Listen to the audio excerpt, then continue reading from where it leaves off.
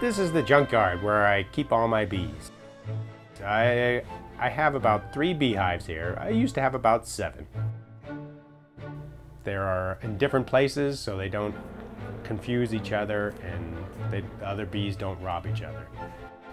I check on them probably once a week, maybe once a month, and I get the honey out of them once a year. They're almost always full, so you never have to worry about whether or not the honey's not ripe or not. They have plenty of time to fill the beehive up with honey again for winter, so you never have to worry about them going hungry or dying off. I'm just inspecting these first 2 beehives just to see how they're doing. And on this 3rd beehive, I'm going to open it up and I'm going to get the honey out of this 3rd beehive because it's full of old bee honey and I want to get it out because I haven't in a couple of years. There are 3 kinds of bees. There's the queen. She runs the beehive and she lays all the eggs and she makes sure everything goes well inside the beehive. Second type of bee is the worker bee. The worker bee is a girl bee, but she's not a queen.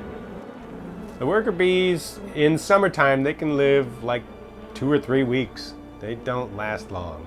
In the wintertime, they can live for like 3 months. Third kind of bee is the drone. He's a boy bee. He doesn't do anything except make more baby bees with the queen. That's all he does. He doesn't do anything else. And in wintertime, they kick him out of the beehive. You have to have all sorts of gear. This is my veil. I have a hard hat that goes underneath it. The veil keeps the bees from stinging your face because that's what bees do. They like to sting your face. The idea of smoking beehives goes back thousands of years. Someone observed that if bees are smoked, they will be less aggressive.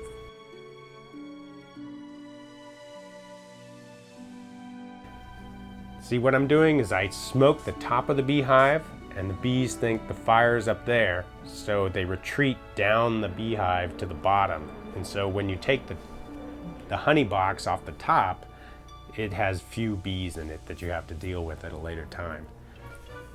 See, the smoke tricks them into thinking there's a fire coming and they have to eat as much as they can so they can fly away before the beehive burns up.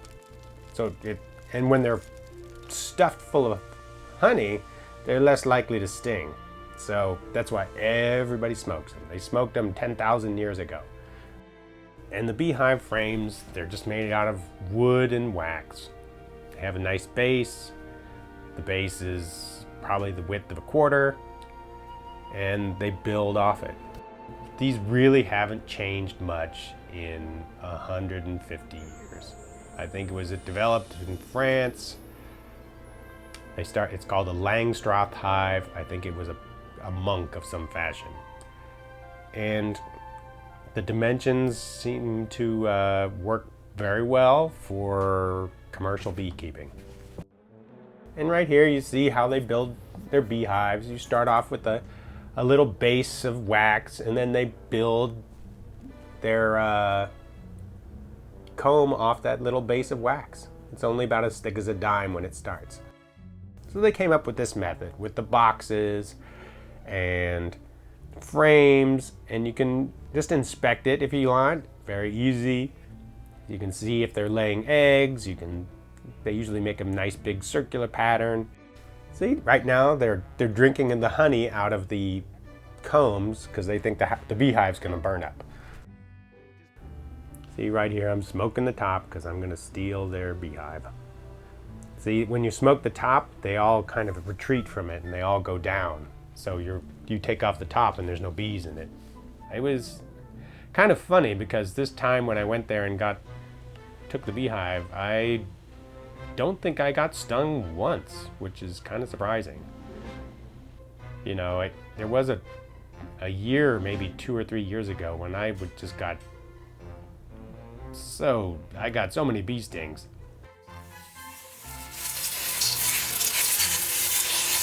Of course, you don't always get all the bees out, so you have to blow the bees out of the remaining frames just with a compressed air nozzle, and they get sent out. And what you're left with is a empty beehive full of honey.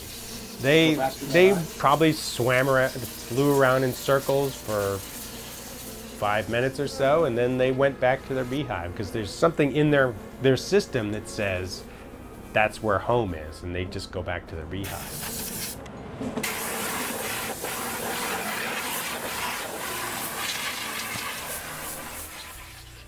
Right here, I'm scraping off all the junk wax that they build between the bee component. But I don't think this one I had opened in several years, just because they were so mean and unpleasant. See how dark it is? It's like when honey is really old, it gets dark. It's kind of different, which I like. Right here, I'm using a scraper tool.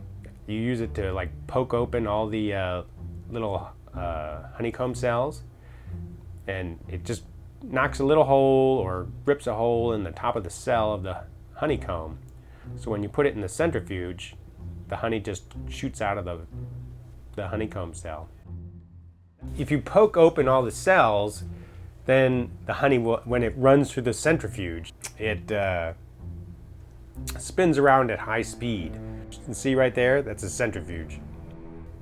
You put the frames in it, and as it's spinning, it's like a merry-go-round. It wants to throw the honey to the outside of the centrifuge, and it drips down the side, and it comes out that little black